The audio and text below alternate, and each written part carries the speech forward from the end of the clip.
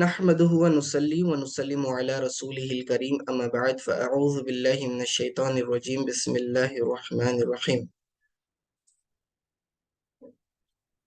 सूरह आले इमरान की तफसीर जारी है और आयत नंबर 66 तक हमने तफसीर मुकम्मल कर ली है। अब अगली आयत की तरफ आते हैं, 67 नंबर। बात चल रही थी कि यहूद व नसारा जो दावेदार थे कि वो हज़रत इब्राहीम अलैहिस्सलाम के दीन के पैरोकार हैं, तो ये उनका दावा बिल्कुल गलत है, क्योंकि इब्राहीम अलैहिस्सलाम मुवाहिद थे, मुस्लिम थे। और यहूद व नसारा का ये दावा था कि वो या तो यहूदी थे या नसरानी थे। हालांकि अल्लाह ताला ने उनके ताल्लुक से बयान फरमाया कि तौरात व इंजील तो हज़रत इब्राहीम अलैहिस्सलाम के वफात के बाद नाजिल हुई, काफ़ी है सालों बाद। जब ये किताबें बाद में नाजिल हुई तो तुम उन्हें यहूद और यहूदी या नसरानी कैसे कह सकते हो। आगे अल्लाह ताला उस एतराज का फिर मजीद तफसीलन जवाब इरशाद फरमाता है, मा काना इब्राहीम यहूदिय्यन वला नसरानिय्यन वलाकिन काना हनीफम मुस्लिमा वमा काना मिनल मुशरिकीन। मा काना मा काना इब्राहीम, इब्राहीम अलैहिस्सलाम नहीं थे। मा नफी के लिए, काना जो है पास्ट टेंस को बताता है, ठीक है। फ़ाइल नाक़िसा में से है, अपने मुब्तदा को रफ़ा और ख़बर को नसब देता है, तो इसीलिए इब्राहिमों पे आप देख रहे हैं पेश है। यहूदियों वाला नसरानिया उसकी जो खबर बन रही है उसके ऊपर आप देख रहे हैं कि ज़बर है, ठीक है। मकाना इब्राहिम, इब्राहिम अलैहिस्सलाम नहीं थे यहूदियन यहूदी, वला नसरानियन और नसरानी भी नहीं थे, वलाकिन लेकिन काना हनीफा वो हनीफ थे, ठीक है। हनीफम मुस्लिमा यानी कि आप अलैहिस्सलाम का दीन दीन हनीफ था और वो मुसलमान थे, दीन क़य्यम पर कायम रहने वाले थे। वमा काना मिनल मुशरिकीन और वो मुशरिकीन में से नहीं थे। तो देखें, जब भी आप पास्ट टेंस बनाना चाह रहे हैं, किसी के ताल्लुक से खबर दे रहे हैं और जुमला है आपका इस्मिया, ठीक है, तो उस वक्त आप जो है काना का इस्तेमाल करेंगे। काना अफ़ाइल नाक़िसा में से है खुद, तो ये आपका बना देगा जुमला। देखिए, आप मा काना का इस्तेमाल किया गया, कितने बार इस्तेमाल हुआ है, एक, दो और तीन मरतबा। तो तीनों मरतबा आपने ट्रांसलेशन थे के जरिए करना है, था, थे, ठीक है। और इंग्लिश में अगर आप करेंगे तो इसका ट्रांसलेशन वॉज वेर के जरिए होता है, ठीक है। मा काना इब्राहीम यहूदियन वला नसरानियन, इब्राहिम अलैहिस्सलाम न यहूदी थे न नसरानी थे। वलाकिन काना हनीफा मुस्लिमा, वो हनीफ मुसलमान थे। वमा काना मिनल मुशरिकीन और वो मुशरिकीन में से नहीं थे। ये रद्द फरमा दिया उनके कौल का जो यहूदियों ने कहा था और ये नसरानियों ने। इन्ना औलन नासी बि इब्राहीमा लल्लज़ीना तबऊहु व हाज़न नबिय्यु वल्लज़ीना आमनु वल्लाहु वलियुल मुमिनीन। इस आयत में अल्लाह ताला फरमा रहे हैं कि इब्राहीम अलैहिस्सलाम पर जो सबसे ज्यादा हक जतला सकता है, कौन हो सकता है, यानी इब्राहीम अलैहिस्सलाम के पैरोकार में सबसे ज्यादा उनका हकदार कौन है। अहक्कुहुम बि इब्राहीम लल्लज़ीना तबऊ, वो लोग जो के जिन्होंने इत्तिबा की उनकी। इत्तबऊहु, हु जमीर ये आपकी जाएगी इब्राहीम अलैहिस्सलाम की तरफ, यानी कि उनकी इत्तिबा की, यानी इब्राहीम अलैहिस्सलाम की इत्तिबा की, ठीक है।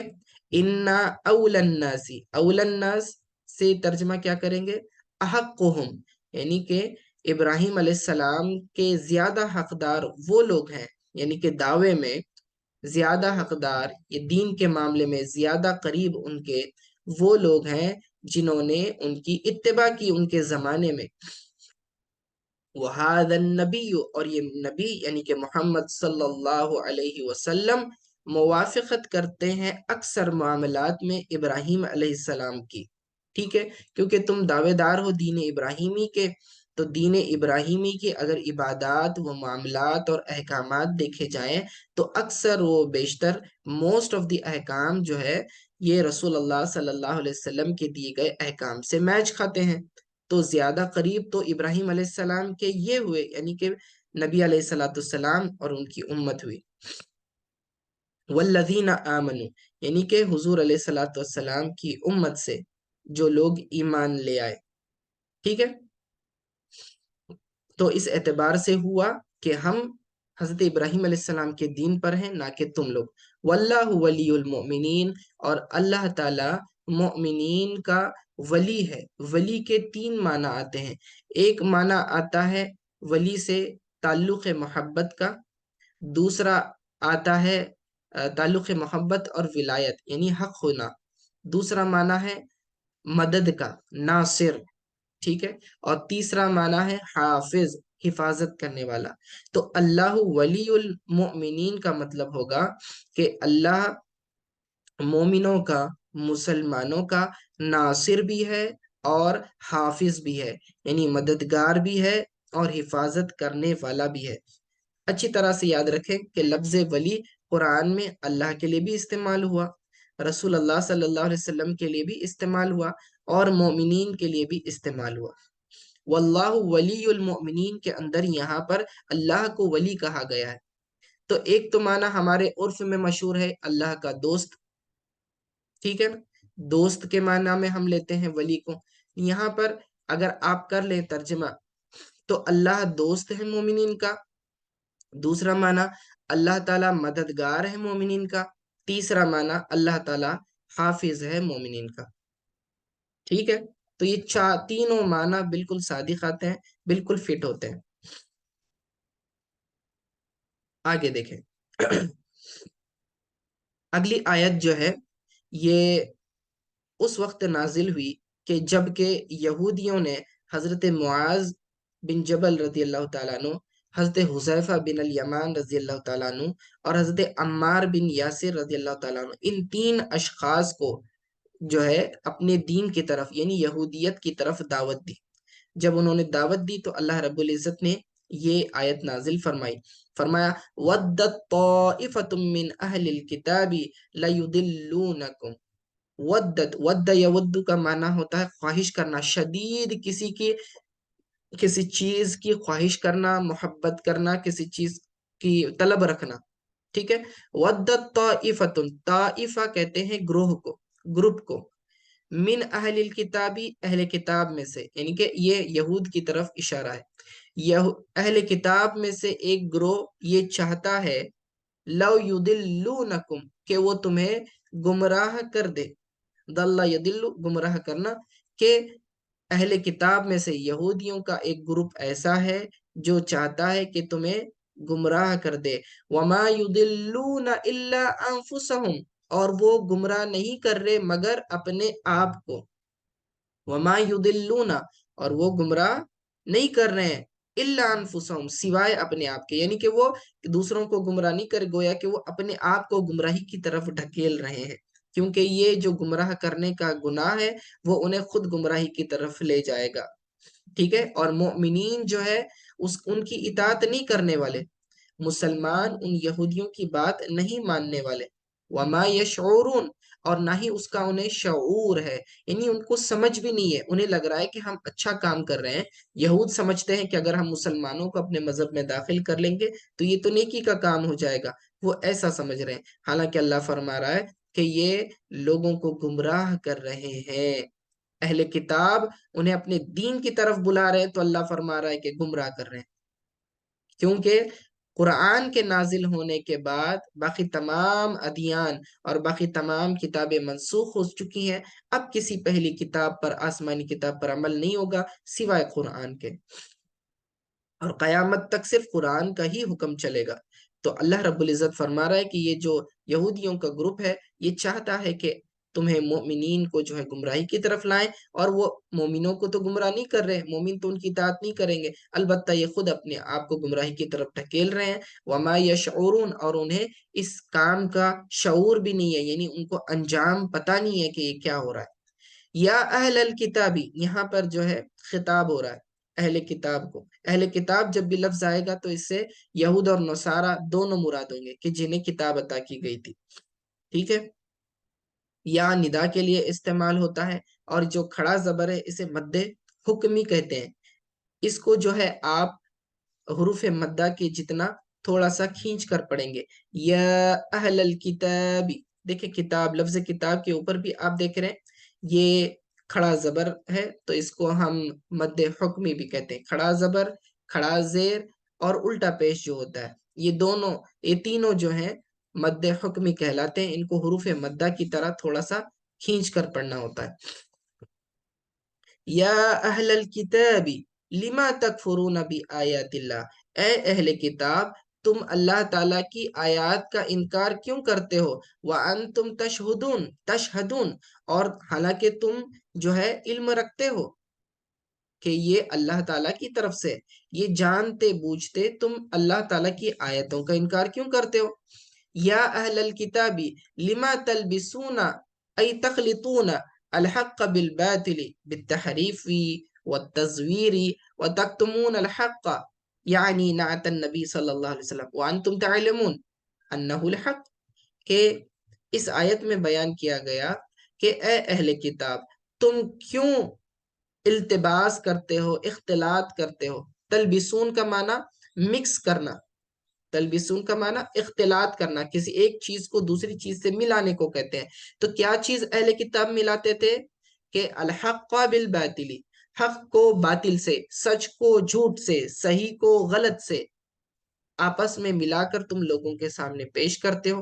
یعنی کہ اللہ تعالیٰ نے تورات میں، انجیل میں حق بات نازل فرمائی تھی کہ رسول اللہ صلی اللہ علیہ وسلم مبعوث کیے جائیں گے، آخری نبی آئیں گے، تم نے ان کی پیروی کرنی ہے. لیکن تم نے کیا کر دیا؟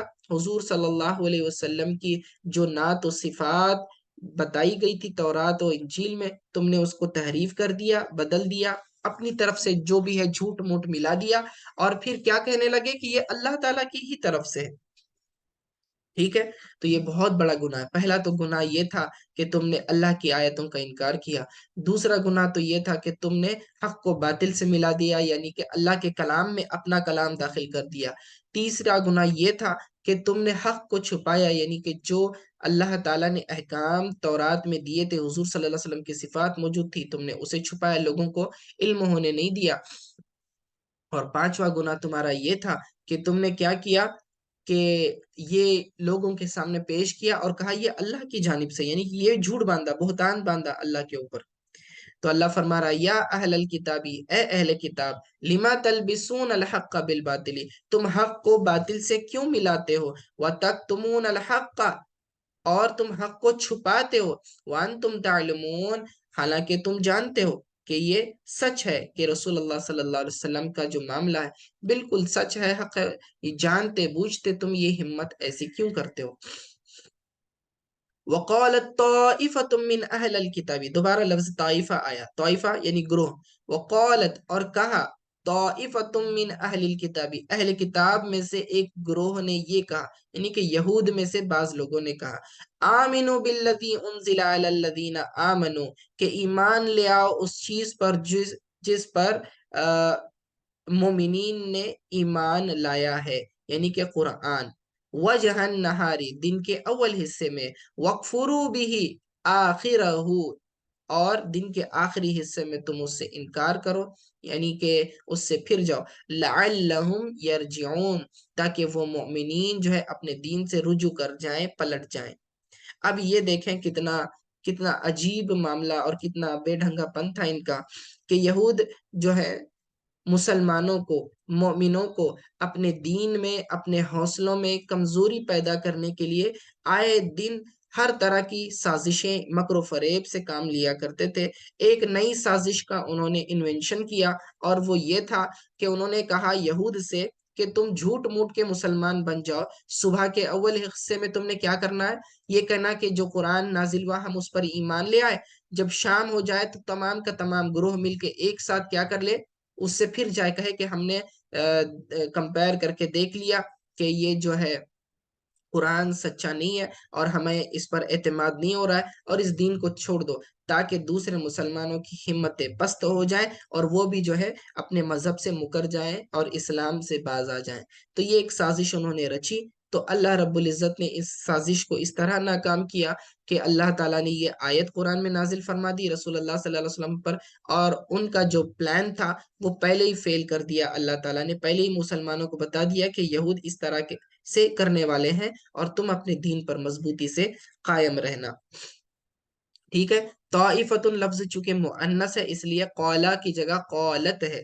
ٹھیک ہے، قولت طائفۃ من اہل الکتاب، اور یاد رکھنا کہ اگر فعل ابتدا میں آ جائے، ٹھیک ہے، اس میں ظاہر کے پہلے آ جائے تو آپ واحد بھی لا سکتے ہیں۔ حالانکہ یہ طائفہ جو ہے یہ دلالت کرتا ہے ایک گروہ پر، ٹھیک ہے، لیکن اس کے باوجود فعل واحد لائیں گے اگر ابتدا میں آیا تو۔ وقالت طائفۃ من اہل الکتاب، اور اہل کتاب میں سے ایک گروہ نے یہ کہا، آمنوا بالذی انزل علی الذین آمنوا، ایمان لاؤ اس پر جس پر دوسرے مومنین ایمان لائے، یعنی کہ قرآن پر، وجہ النہار، دن کے اول حصے میں، وکفروا، اور پھر انکار کرو، آخرہ، دن کے آخر حصے میں، لعلہم، شاید کہ وہ، یرجعون، یعنی کہ وہ سے مراد مومنین، شاید کہ وہ مومنین رجوع کر لے یعنی پلٹ جائیں، یعنی دین سے، اسلام سے منحرف ہو جائیں۔ تو اللہ تعالیٰ نے ان کی سازش کو باطل کر دیا۔ وَلَا تُؤْمِنُوا إِلَّا لِمَنْ تَبِعَ دِينَكُمْ، آگے فرما رہا ہے اللہ رب العزت کہ اور یقین نہ لاؤ، یعنی تصدیق نہ کرو، مگر اس کا جو پیروکار ہو تمہارے دین کا۔ ٹھیک ہے، پچھلی آیت میں دیکھو، وَلَا تُؤْمِنُوا، تُؤْمِنُوا، ایمان کا معنی ہوتا ہے تصدیق کرنا۔ ٹھیک ہے، دو چیزیں ہوتی، ایمان کے دو ارکان ہوتے ہیں، ایک ہوتا ہے اقرار باللسان، دوسرا ہوتا ہے تصدیق بالقلب، یعنی زبان سے اقرار کرنا، ایکسپٹ کرنا، اور دل سے مضبوطی سے اس پر یقین کرنا، تصدیق کرنا۔ تو ایمان کا معنی ہوتا ہے تصدیق کرنا مضبوطی سے، ٹھیک ہے، یقین کر لینا، کسی قسم کا شک نہ ہو۔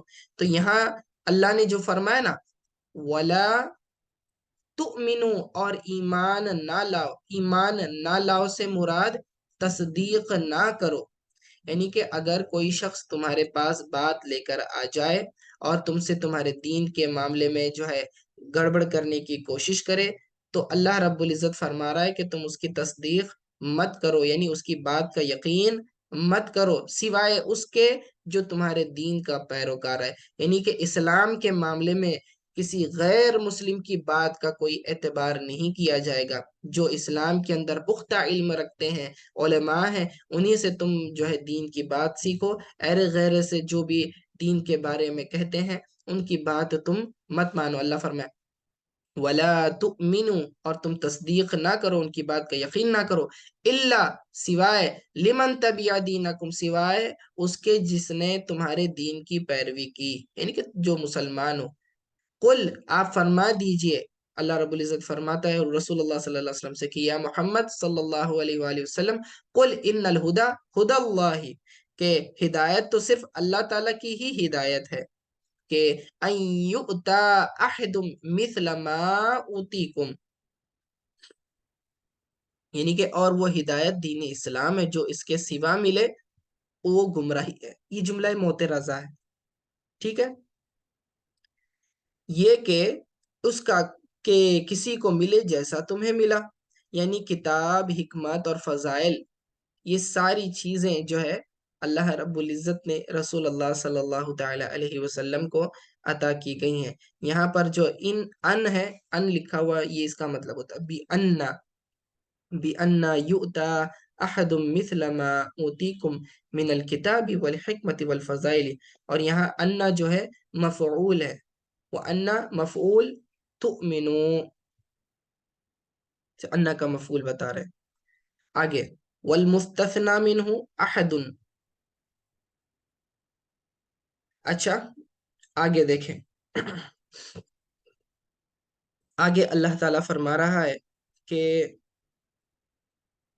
اس آیت کا معنی یہ ہوا کہ اس بات کا اقرار نہ کرو کہ تمہارے دین کے پیروکار کے علاوہ بھی کسی شخص کو نبوت اور دیگر فضائل مل سکتے ہیں، یا یہ کہ کوئی تم پر حجت لا سکے، یعنی کہ مومنین پر غالب آ جائے تمہارے رب کے پاس سے۔ آگے فرمایا نا کہ او یحاجوکم عند ربکم، یا کوئی حجت لے کر، دلیل لے کر تمہارے پاس آ سکے تمہارے رب کے پاس سے، یعنی کہ یوم القیامہ، قیامت کے دن تک۔